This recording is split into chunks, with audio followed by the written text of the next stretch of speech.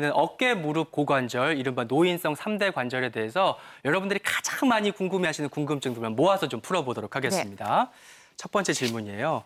어깨가 아프면 전부 50견인가요? 참으면 이거 낫는 건가요? 이런 질문들 많이 하시죠, 오 교수님. 네, 저도 진료소에서 가장 많이 받는 질문 중에 하나입니다.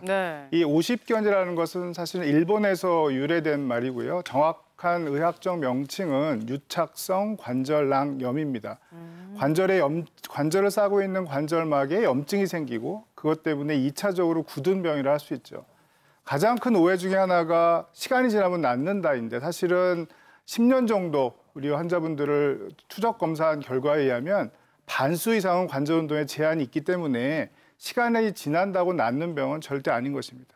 또 한 가지 중요한 것은 이 오십견이라는 이런 증상을 타고서 여러 가지 수술적 치료가 필요한 병들이 숨어 있다는 겁니다. 그래서 이것은 오십견은 진단이라기보다는 어떠한 현상이라고 저는 표현하는데요.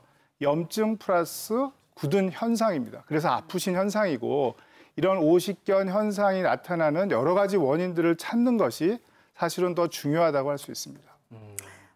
아까 방송국에 말씀하신 것처럼 제가 딱 이제 50대고요. 집안일 많이 하잖아요. 걸레, 빨래. 그러다 보니까 늘 어깨가 무겁고 아프거든요.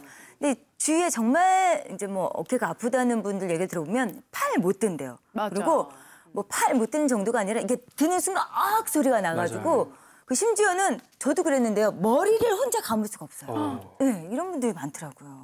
보통 어깨 통증을 호소하시는 분들은 목이나 이런 등 쪽의 통증을 같이 호소하기 때문에 꼭 같이 체크를 해봐야 되고요. 목에 증상이 있으신 분들은 지금 말씀하신 것처럼 이런 승모근 쪽에 통증이 있거나 아니면 통증이 어깨를 지나 팔꿈치, 손까지 연결되는 경우가 많습니다.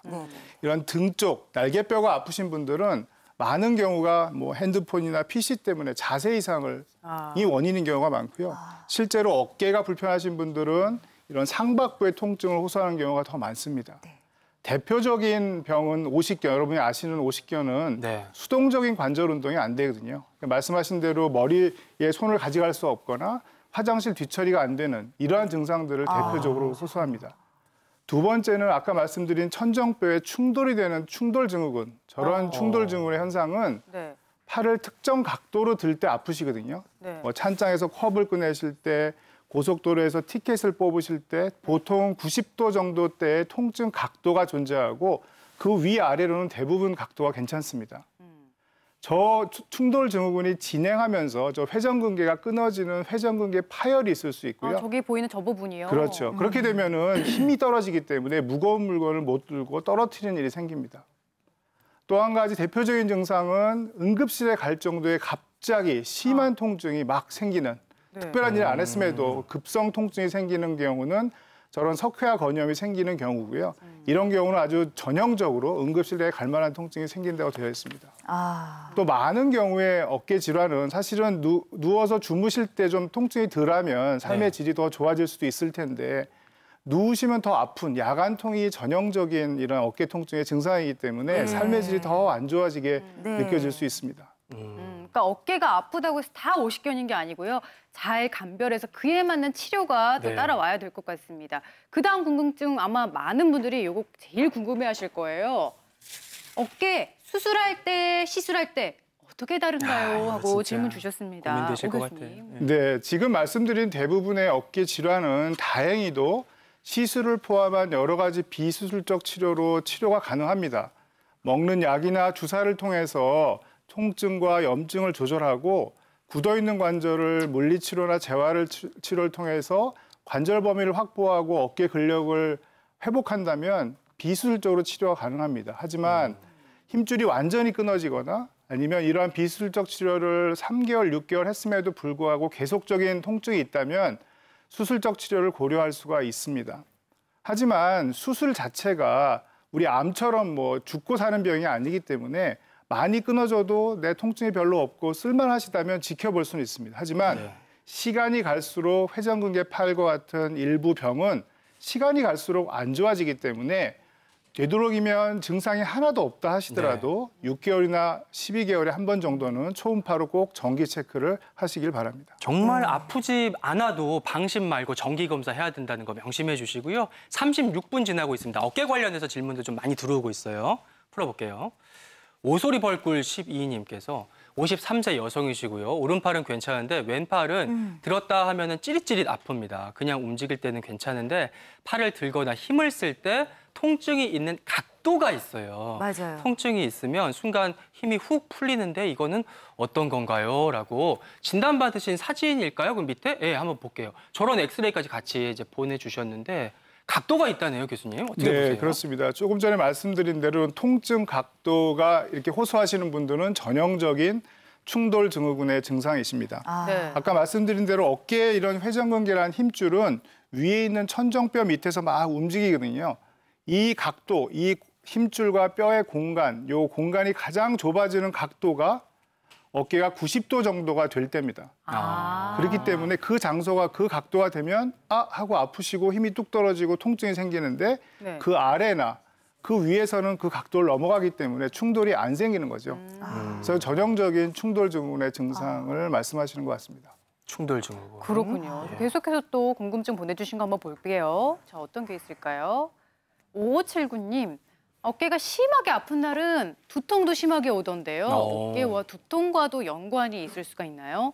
어깨 통증이 두통까지 올라간대요. 위로 왜 올라갈 수도 그럴까요, 있어요? 교수님? 네, 그러실 수 있습니다.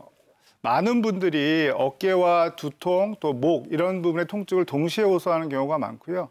또 승모근 같은 경우는 이 두개골의 뒤쪽까지 붙어 있기 때문에 어깨 통증이 생기면 주변에 있는 근육들의 연관통이 생기고 그 승모근이 붙어 있는 머리 뒤쪽, 후두골 아니면 머리 전체에 통증이 생길 수 있고 두통이 생길 수 있습니다. 그래서 두통의 원인도 이런 어깨나 척추 이러한 골격의 원인이 될 수도 있는 것이죠. 그렇군요. 자, 계속해서 궁금증 보내주시고요. 수술할까 시술할까 3대 관절에 대한 궁금증 그 세 번째 내용으로 넘어가 봅니다. 세 번째는요. 관절 주사, 뼈 주사 많이 맞으면 부작용이 생길까요? 뼈 주사. 네, 이런 뼈가 얘기 많이 녹는다. 듣습니다. 뭐 이런 얘기도 들려오는데. 뼈 주사 무섭다고. 네. 네, 맞습니다. 요새 무릎 관절에는 주사를 많이 맞게 됩니다. 아주 대표적인 주사가 스테로이드와 하이알루론산이라는 주사가 있습니다.